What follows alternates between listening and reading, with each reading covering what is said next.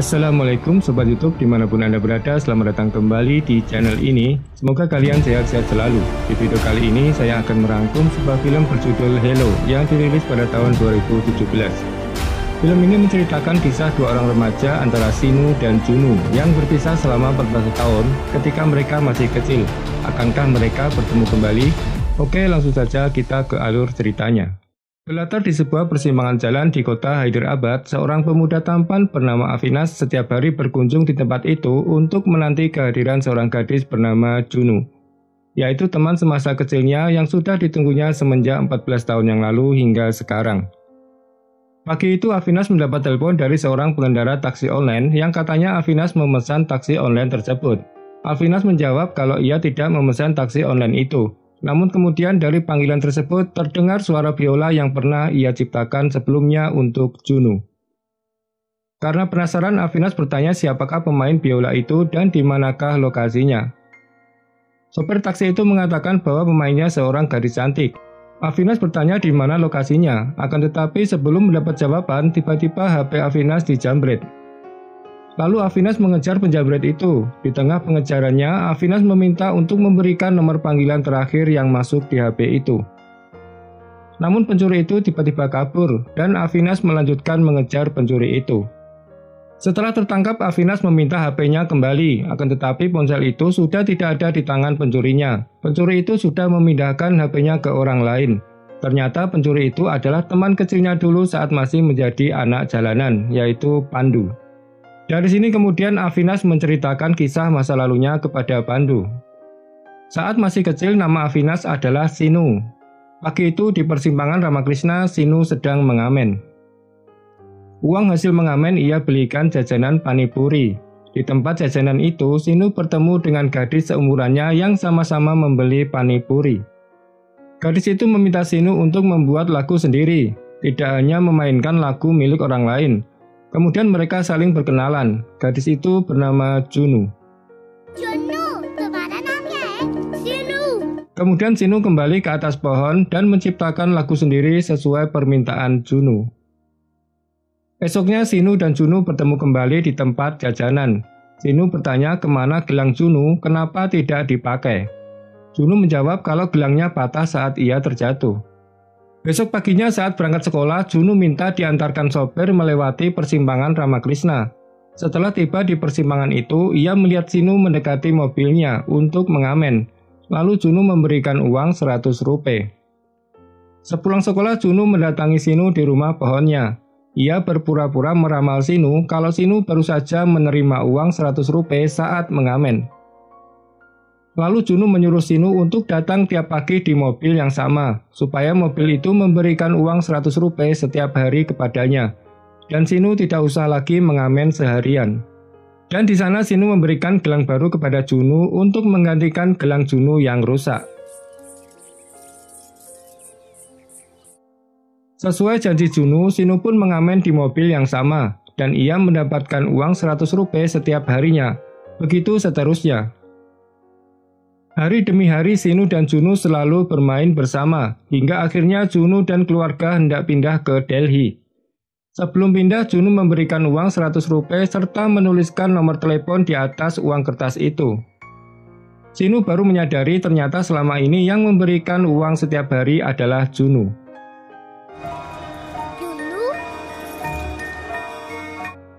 Akan tetapi tiba-tiba uangnya dirampok dan di situ Shinu langsung mengejar perampoknya. Di tengah pengejarannya, ia tertabrak mobil, dan orang yang menabrak Shinu adalah Saru. Lalu Saru membawa Shinu ke rumah sakit. Suami Saru bernama Prakas datang ke sana untuk menenangkan Saru yang ketakutan jika terjadi apa-apa dengan Shinu. Ternyata Shinu hanya mengalami luka ringan. Di sana Prakas melihat beberapa polisi mencoba membujuk Shinu untuk mengambil keuntungan dari kejadian tabrakan. Namun Shinu menolaknya. Ia mengatakan pengemudi itu tidak bersalah, dialah yang salah yang tiba-tiba muncul dari gang. Melihat kepolosan dan sikap baik Shinu, Prakas membawa Shinu pulang ke rumahnya untuk diadopsi. Ketika diadopsi keluarga Prakas, Shinu mendapat tempat tinggal yang baik, serta pendidikan yang baik. Dan nama Shinu berganti menjadi Avinas. Sedangkan Junu di tempat yang baru, ia mulai belajar biola. Setiap telepon berdering, Junu selalu memanggil Shinu. Ia berharap itu panggilan telepon dari Shinu. Meskipun diadopsi keluarga Prakas, Shinu selalu menyempatkan diri untuk duduk di persimpangan menunggu kehadiran Junu. Hingga akhirnya Shinu dan Junu sama-sama tumbuh dewasa.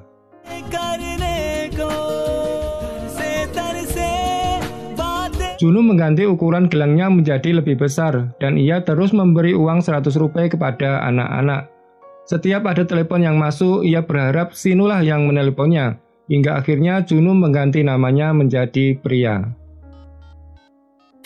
Suatu hari keluarga Junu akan berpindah ke Amerika. Di sini Junu sebenarnya terlihat semakin sedih karena akan semakin jauh harapannya untuk menemukan Shinu. Ia menemui ayahnya dan mengatakan kalau ia kangen dengan masa kecilnya saat di Hyderabad. Dan ia ingin pergi ke sana sekalian menghadiri pernikahan temannya Kavita. Setelah itu cerita kembali lagi saat Avinash bersama Pandu. Setelah mendengarkan kisah cinta Avinash, Pandu yang merasa bersalah mencoba mengembalikan HP Avinash. Ia menelepon rekannya menanyakan keadaan ponsel itu, akan tetapi ternyata ponsel itu sudah dikirim ke gudang untuk didaur ulang. Lalu Avinash dan Pandu pergi menuju gudang, namun kedatangan Avinash di sana tidak disambut dengan baik. Avinash langsung menghajar orang-orang yang ada di gudang itu, sedangkan Pandu lari ketakutan.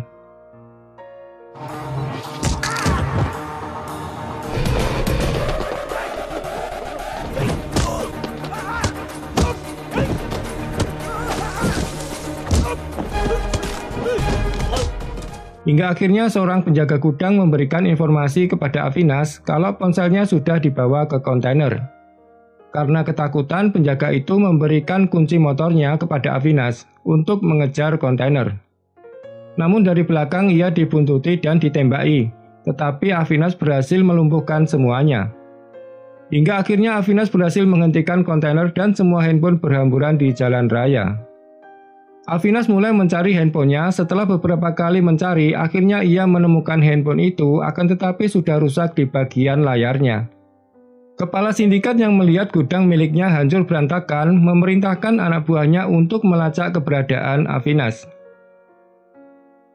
Avinash membawa handphonenya ke counter HP untuk diperbaiki. Setelah keberadaan Avinash terlacak, mereka mulai mengejar Avinash. Namun Avinash berhasil mengalahkan mereka dan dengan segera mengambil handphonenya yang sudah selesai diperbaiki.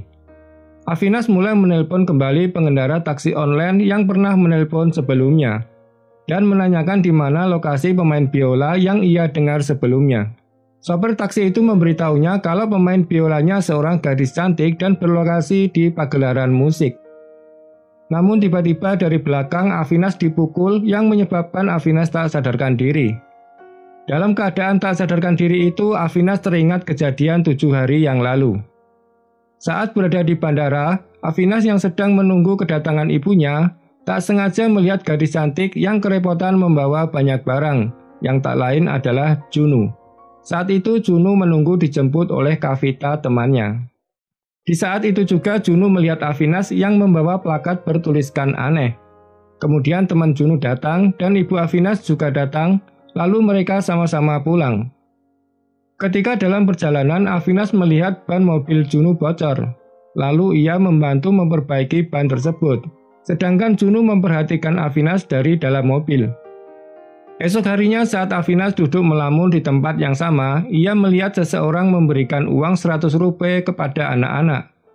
Ia teringat akan Junu yang sering memberinya uang 100 rupiah kepadanya dulu. Lalu ia mendekati mobil itu, ternyata itu adalah Junu. Dan ia meminjamkan uang 100 rupiah kepada Junu untuk diberikan kepada anak itu. Lalu Junu turun dari mobil dan menghampiri Avinash. Ia berterima kasih kepada Avinash karena telah memperbaiki ban mobilnya. Dan kemudian keduanya berkenalan. Akan tetapi mereka mengenalkan diri sebagai Avinash dan Pria. Mereka belum menyadari kalau selama ini orang yang sama-sama mereka cari ada di depannya masing-masing. Ternyata saat berada di pesawat, Saru bertemu dengan Pria. Melihat kecantikan Pria, Saru ingin menjodohkannya dengan Avinash, anaknya. Saru menceritakan kebaikan-kebaikan anaknya agar Pria tertarik kepada Avinash. Lalu Saru memasukkan cincinnya ke dalam tas pria untuk menguji karakter pria, apakah ia seorang gadis yang baik. Ternyata pria mengembalikan cincin Saru, dan di situ pria mengetahui kalau Saru adalah ibu Avinas. Lalu Saru menyuruh Avinas supaya mengajak pria untuk pergi jalan-jalan. Hari demi hari mereka semakin dekat, dan dari situ hubungan Avinas dan pria semakin baik, dan mereka menyempatkan diri untuk selalu bertemu. Entah mengapa kedekatan ini terasa tidak asing di antara mereka. Tetapi mereka tidak berpikir panjang karena keduanya masih fokus dengan pencariannya masing-masing. Namun tak bisa dipungkiri mereka saling menyukai satu sama lain. Avinas menyukai pria dan pria menyukai Avinas. Suatu hari Saru berbicara kepada Prakas kalau Avinas sepertinya sudah melupakan Junu semenjak adanya pria. Namun hal ini ternyata didengar Avinas sehingga membuatnya sedih. Sedangkan Junu pagi itu ia bertemu pedagang panipuri saat masih kecil dulu dan bertanya kepada pedagang itu tentang keadaan Sinu. Pedagang itu mengatakan bahwa setelah Sinu mengalami kecelakaan, sejak saat itu ia tidak ada kabar lagi. Junu yang mendengarnya merasa sedih dan ia langsung pulang dan memainkan biolanya. Melihat suasana hati Avinas yang sedang sedih, Saru menelpon pria untuk datang ke rumahnya. Di sana Saru langsung bertanya kepada pria apakah pria menyukai Avinas. Pria merasa tertekan dengan pertanyaan Saru. Di satu sisi ia menyukai Avinas, namun di sisi lain ia mencintai Sinu. Lalu pria pergi dari rumah Saru dalam keadaan bersedih. Avinas mengantar pria pulang dan meminta maaf atas pertanyaan ibunya. Di sana Avinas mengatakan kalau sebenarnya ia mencintai pria. Namun ia juga sama seperti pria, sedang menunggu pujaan hatinya yang sudah lama pergi. Setelah mengobrol panjang lebar, pria mengundang Avinas di acara Sangit Kavita. Hari acara Sangit pun tiba. Avinas dan keluarganya datang dengan penuh gembira. Mereka menari dan bernyanyi bersama.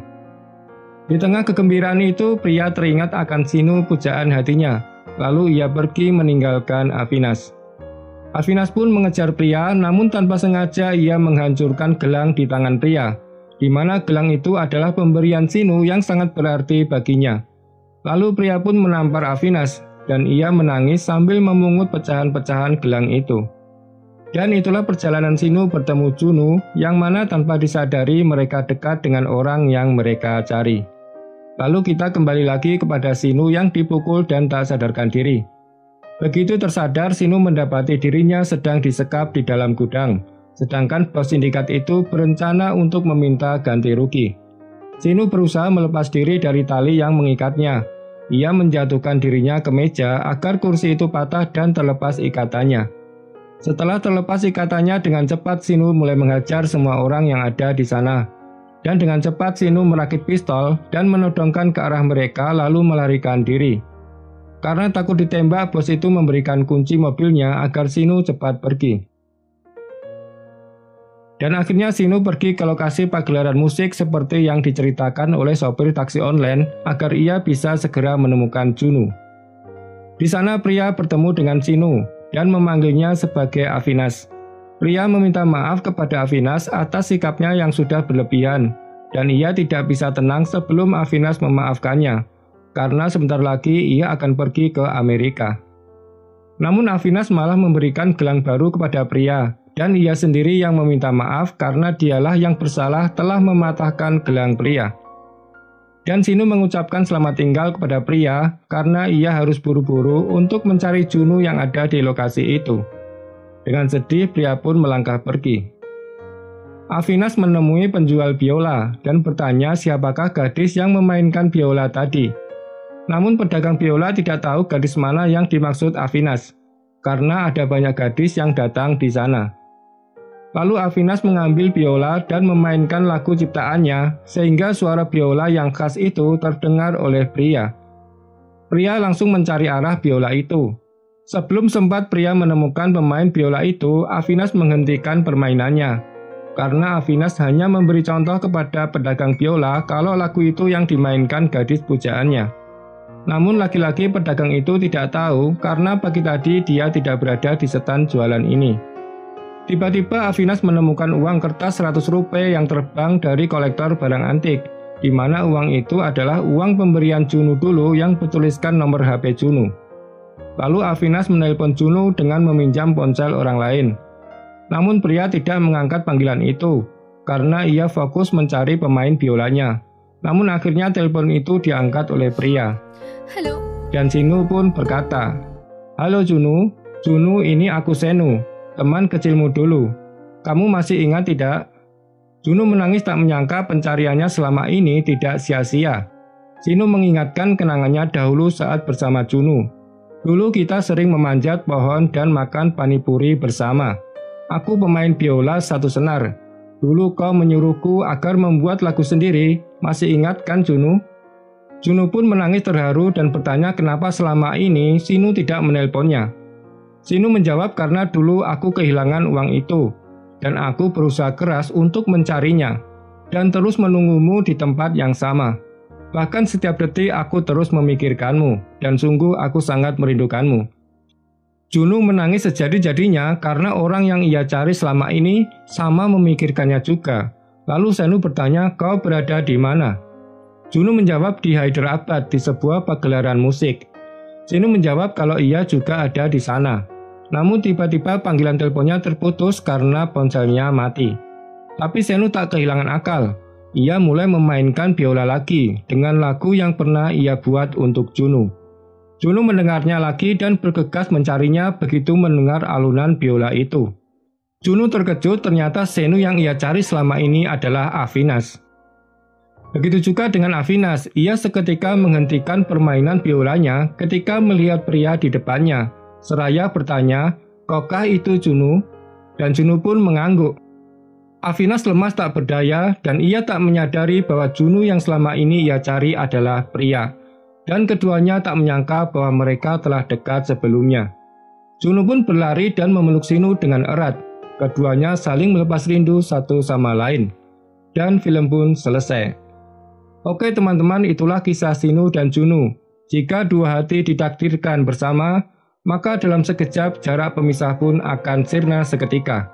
Mungkin kita telah memilih seseorang untuk menjadi pendamping, akan tetapi bukanlah kita yang menentukan, takdirlah yang menentukan.